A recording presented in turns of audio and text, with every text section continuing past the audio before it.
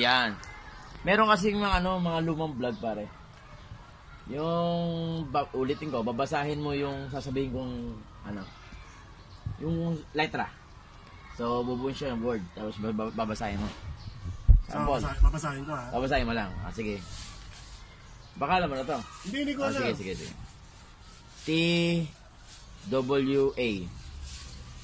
Tuwa. Wow, galing. T-W-E. Tuwe. Galing. T-W-I. Tuwi. Galing. T-W-O. Tuwo. Bakit? Ate, T-W-O na basa. Wala. Yung dinadamay dyan. Di ba? Tuwa, tuwe, tuwi, tuwo. Ay, tu! Isip ka! So, salamat po. Yan